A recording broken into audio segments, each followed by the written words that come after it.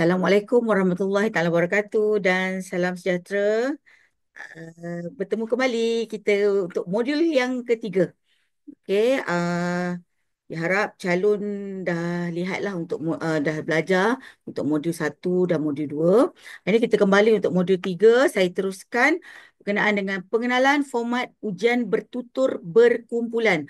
Tempoh hari untuk modul satu dan modul 2, cikgu membicarakan berkenaan dengan bahagian A, iaitu individu. Jadi hari ini kita menelusuri pula untuk bahagian B, iaitu berkumpulan. Okey, kita teruskan. Okey, untuk hari ini sepatutnya calon-calon akan dapat tiga perkara ini. Yang pertama, memahami aliran dan format ujian bertutur berkumpulan dengan jelas. Dapat mengetahui peranan calon, iaitu menguasai tanggungjawab setiap calon dalam sesi perbincangan. Seterusnya ialah mengenali kriteria permakahan dan kaedah penskoran ujian. Okey. Maksudnya di akhirnya sepatutnya calon boleh dapatlah ketiga-tiga objektif ini. Okey, kita teruskan. Saya refresh kembali, saya segar bugarkan kembali. Saya rasa setiap kali saya masuk slot, setiap kali saya masuk modul, saya akan bermula dengan yang ini. Okey, untuk apa tu refresh lah untuk awak semua, untuk calon-calon semua ingat kembali. Okey, kita berfokuskan kertas 3 ujian bertutur 70 markah.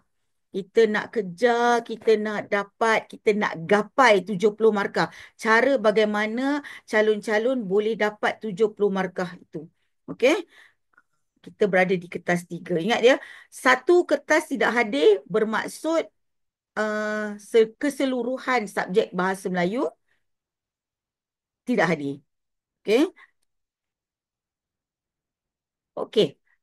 Individu 40 markah, kumpulan 30 markah. Hari ini kita fokus pada 30 markah. Kerana untuk individu saya dah terangkan untuk modul 1 dan modul 2. Okey, kita teruskan. Mari kita lihat apakah format ujian bertutur bagi berkumpulan.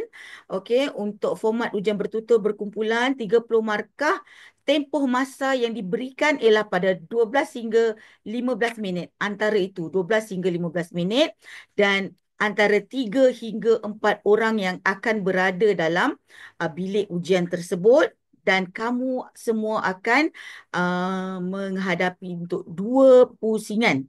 Okey, ada 2 pusingan dalam ujian bertutur berkumpulan. Okey, seterusnya. Okey, tujuan ujian.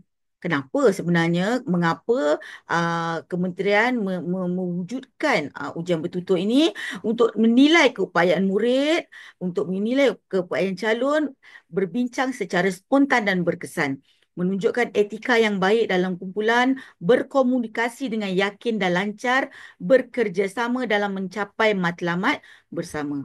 Okey, jadi kita nak lihat, pentaksir tu nak lihat bagaimana kamu uh, berbicara secara spontan bersama dengan rakan-rakan. Kalau individu kamu berseorangan, tapi untuk berkumpulan, walaupun markah itu individu, tapi kamu perlu bersama-sama dengan rakan dalam kumpulan.